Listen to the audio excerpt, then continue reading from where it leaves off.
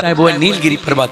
उस पर्वत पर काकभूषण जी ने गरुड़ जी को सुनाई और फिर बाद में एक कथा, हरि कथा को भागवत कथा के रूप में स्वयं भगवान जी ने सुख जी का अवतार लेके राजा परीक्षित को सुनाई है।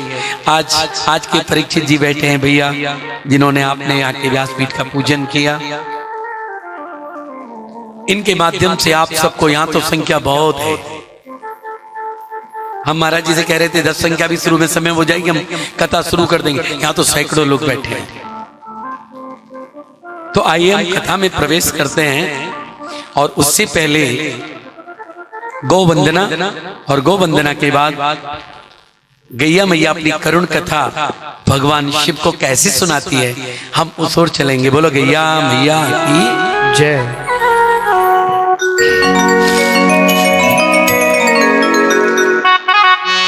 गौ माता की कृपा से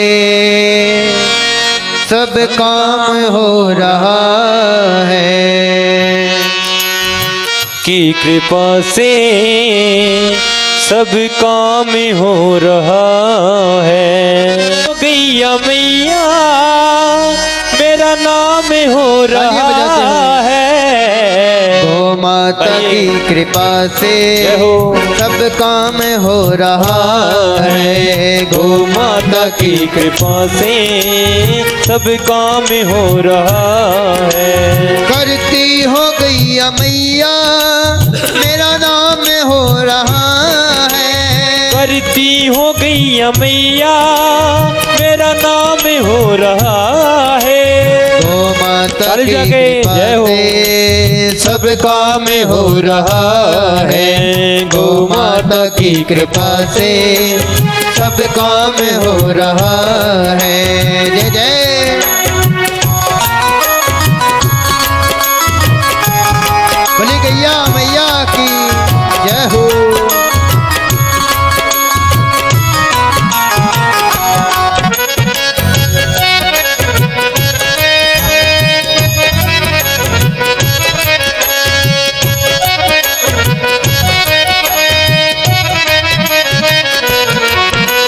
पतवार के बिना ही मेरी नाव चल रही है। पतवार के बिना ही मेरी नाव चल रही है। हैरान है जमाना मंजिल भी मिल रही है। हैरान है जमाना मंजिल भी मिल रही है। करता नहीं मैं कुछ भी, करता नहीं मैं कुछ भी, सब काम हो रहा है। गौ माता की कृपा से सब काम हो रहा है। गौ माता की कृपा से सब काम हो रहा है। करती हो गैया मैया मेरा नाम हो रहा है। करती हो गैया मैया मेरा नाम हो रहा है। गौ माता की कृपा से सब काम हो रहा है। गौ माता की कृपा से सब काम हो रहा है। बोली बांके बिहारी लाल की जय हो। प्रेम भाव से तालियां बजाते हैं।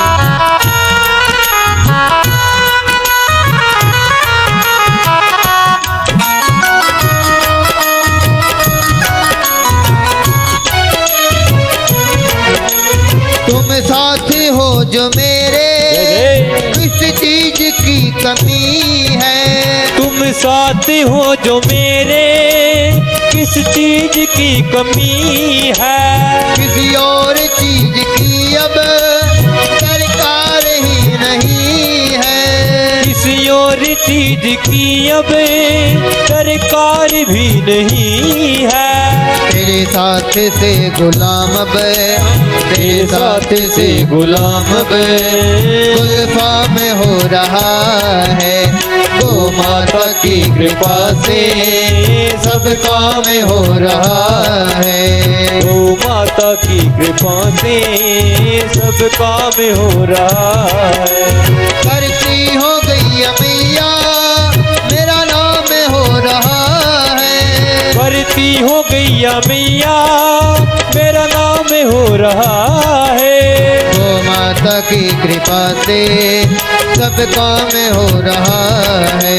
गौ माता की कृपा से सब काम हो रहा है। गौ माता की कृपा से सब काम हो रहा है। गौ माता की कृपा से सब काम हो रहा है।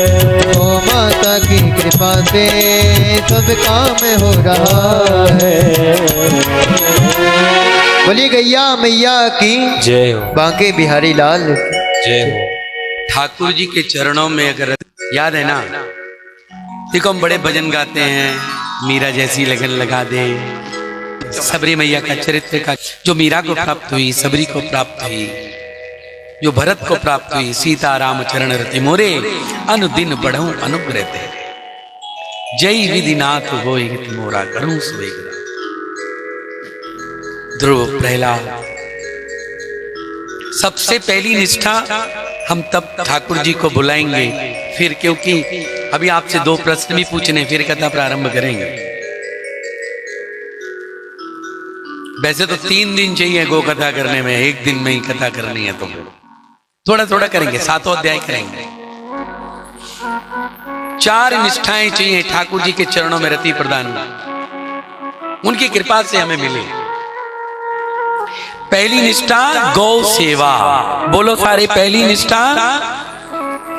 अब दूसरी निष्ठा बताएं, तुलसी मैया में निष्ठा, पूरी निष्ठा तुलसी मैया।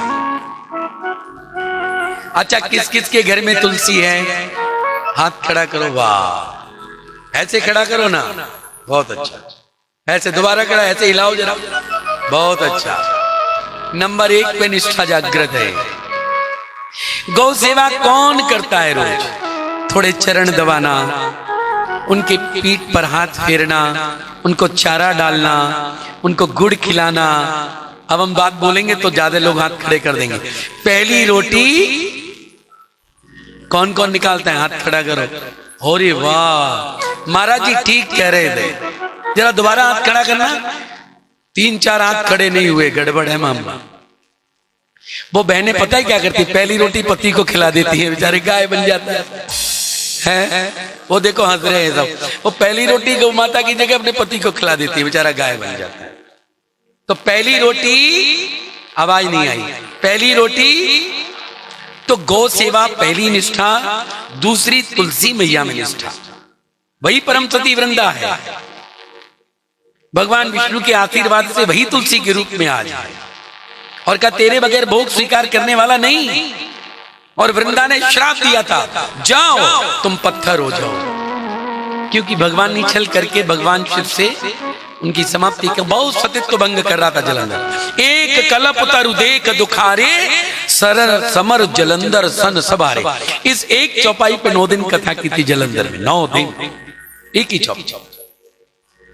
एक ठाकुर जी को पुकारने से पहले बाकी सबको पुकारा, कोई नहीं आया।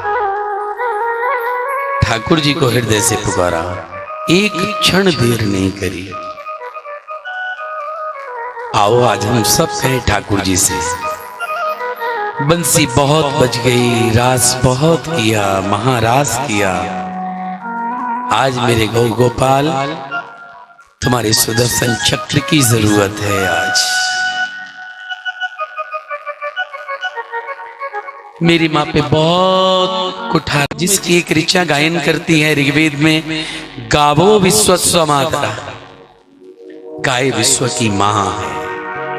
एक बात हम जरूर बता दें, जब हम गो माँ कहें तो आप HF, जर्सी, अमेरिकन, हॉलिस्टन, फ्रीजन, बिलायती पशु को मत समझना। जब हम गौ माता कहें तो ध्यान में रखना, जिसके पीठ पर और गर्दन के बीच में हम्प बना होता है, जिसके गले में झालर होती है? जिसकी नाभि होती है, जिसके सींग होते हैं। और सबसे बड़ी हम पहचान बताएं देसी गौ माता की,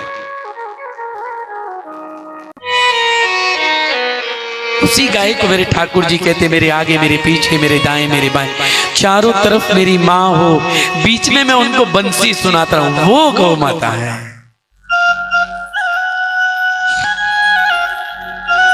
अपनी गौ माता की हम अंदर की कुछ पहचान, ये बाहर की है, झालर है, नाभि है, सींग है, हम्प बना है बाहर, अंदर की पहचान हमारी गौ माता की 180 फीट लंबी आंत होती है। ये विज्ञान है। बिलायती पशु की मात्र 90 फीट लंबी आंत।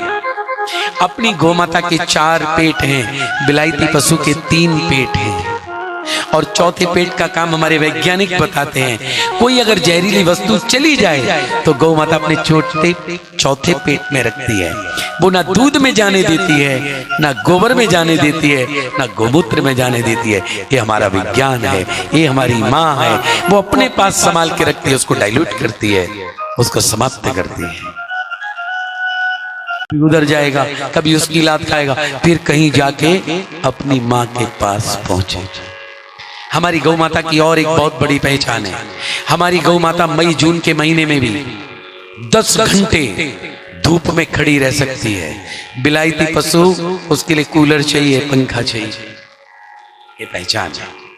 हमारी गौ माता का दूध A2 मिल्क है, बिलायती पशु का A1 मिल्क है। हमारी गौ माता के दूध में क्या है? वो सुपाच्य है, माधुर्य है, मिठास है, हल्का है, औषधियों से भरा हुआ है, मिठास लिए हुए हैं। बिलायती पशु के दूध में BCM7 करके जहरीला बैक्टीरिया है, जिसके कारण BP, sugar, heart, kidney cancer की बीमारियां होती हैं। इसीलिए ऋग्वेद में कौन सी ऋचा का गायन हुआ? हमारे भैया भूपेंद्र जी भी आए हैं, आपका भी स्वागत। हमारी गौ माता के बारे में ऋग्वेद में कहा, गावो विश्वस्व मातरा, गाय विश्व की मां है। अब आप देखिए, दूध देने वाली तो ऊँटनी भी है, उसको मां नहीं कहा, बकरी भी है, भैंस भी है, उनको मां नहीं कहा, मां इनको कहा है। अगर जननी मां के बाद कोई दूध है इस धरती पर तो मेरी गौ माता का दूध है। दोनों को संभव है। इसी का जिस दिन माँ का दूध बच्चा छोड़ दे या माँ का दूध कम हो जाए, उस दिन से लेके 18 साल तक गौ माता का दूध बच्चे को पिलाओ। बच्चा अपराध मुक्त, रोग मुक्त और संस्कारों से युक्त होता है। बोलो गौ माता की, ये गौ माता की विशेषता है।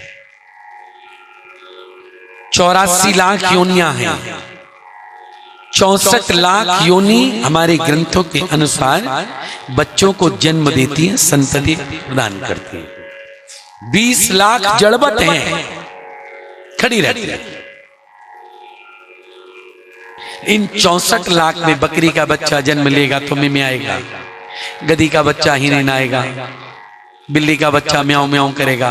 प्राणी जगत में भी बच्चा जब जन्म लेगा तो क्या करता है? वाह वाह। लेकिन जब गौ माता अपने बच्चे को जन्म देती है तो जैसे ही माँ के पास खड़े होकर के जाता है, पहली बार दुग्ध पान करने आवाज लगाता है, माँ, माँ शब्द का उच्चारण करता है।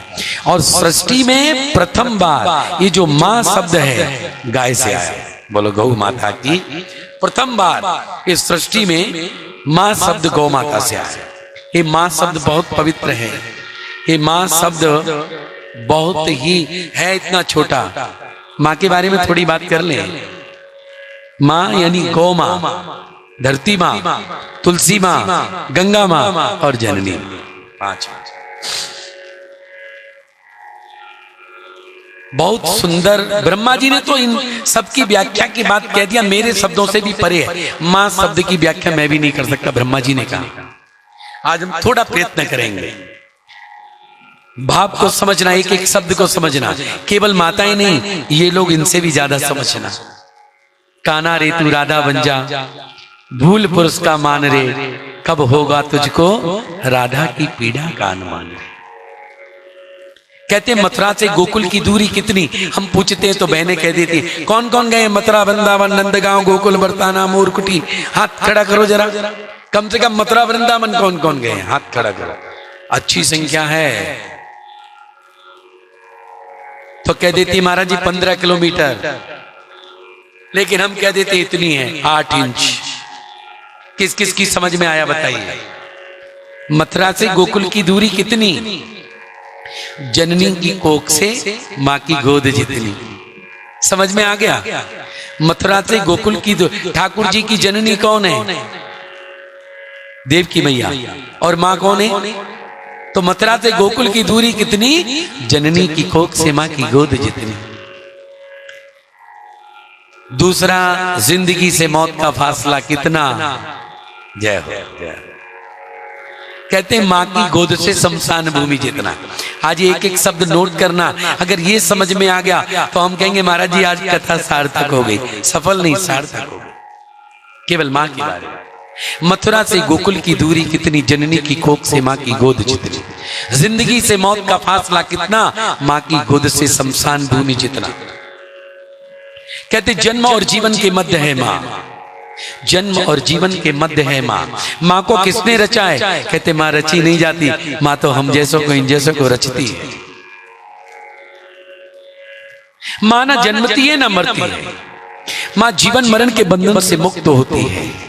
माँ मरण धन्मा नहीं है, सनातन है, शाश्वत है, अनादि है, अनंत है, सदा नीरा गंगा है, भावलोक की सृजक है, सृष्टि की गायत्री है, भावलोक की सृजक है, ममता का मर्म है, व्यक्ति का विराट है। गूंगे की मिठास की व्यक्त न कर पाने वाली व्यवस्था का नाम मां है। मां ममता है। कहते हैं मां प्रभु का प्रकाश पुंज है, मां दीप्त है, पूजित है, मां सत्य है, यज्ञ है, मां सदा एक रस बहने वाली सात्विक प्रज्ञा है। वो स्वाध्यायी की नहीं, वो हम सब की मां। कहते जब जीवन मरुस्थल बने, बहुत सुंदर किसी कवि ने लिखा है, मां सागर वात्सल्य का, मां सागर वात्सल्य का है ममता का नाम, उन चरणों की धूल में सिमटे चारों धाम। जब जीवन मरुस्थल बने, हार थके जब पांव, तपती दुखती धूप में मां पीपल की छांव। हमारी माता, एक बात बताओ, जब आप अपनी मां के पास जाते हो कभी कभी पेके हैं, तो मां बन के जाते हो कि बेटी बन के जाते हो? ये बताओ। आज चार बच्चों की मां भी जब जाती है ना अपनी मां के पास, तो बिटिया बन के जाती है, मां बन के नहीं जाती। हम 7 भाई बहन, रात महाराज जी से हम चर्चा कर रहे थे, हम सबसे छोटे, सबसे लाडले, बाकी सब शादीशुदा हैं। दीदी हमारी मैया स्वरूपा है 76 ईयर, हम 54। माता जी अभी हमारे 2.5 साल पहले गए, 96 में, 96 के थे, परम गोवर्ती थे, कभी ऊंचा बोल नहीं सुना हमने। तो हमारी दीदी आती थी तो 5 भाइयों के घर में 5 भाभियों को मिलाती थी, सबको नमस्कार, सबको कराती थी, सब बच्चों को मिलाती थी। फिर जहां मैया ठहरी होती थी उस घर में डेरा लगा देती थी। फिर वो 1 दिन 2 दिन जितना रुकना है, सुख दुख तीना होलनी माए है, सारे सुख दुख गप सप। और जब लेटना भी होता तो माँ के साथ ऐसे लेट जाती थी। 5 दिन पहले हमें फोन आया, मोगा में थे, भाभी ने फोन मिलाया। 5 दिन, बाकी सब काम 5 दिन से पहले अपने आप करती थी। 5 दिन बेड पे रहे, 5वें दिन बेड पे थे तो फोन आया। हमने की अम्मा चरण बंदन, जीते रहो, आनंद करो, आनंद करो। चंदर रोटी खा ली?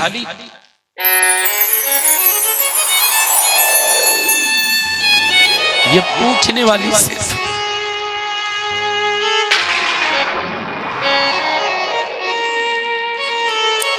मां हो सकती है,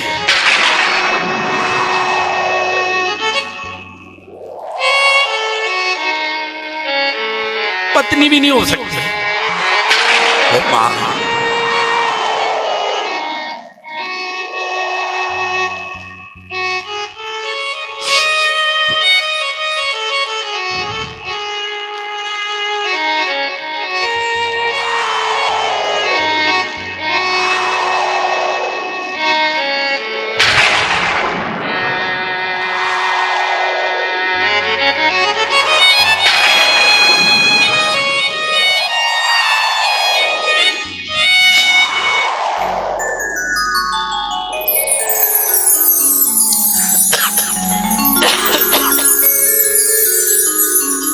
सब कुछ मिल सकता है। इसलिए माँ के सामने कभी ऊंचा नहीं। माँ सागर वात्सल्य, वो कितनी प्यारी है। एक बार कभी मत कहना मेरी माँ मर गई है। वो चाहे यहाँ है चाहे वहां है, 24 घंटे आशीर्वाद देती है। बच्चा कैसा भी क्यों ना हो, माता कभी कुमाता नहीं हो सकती।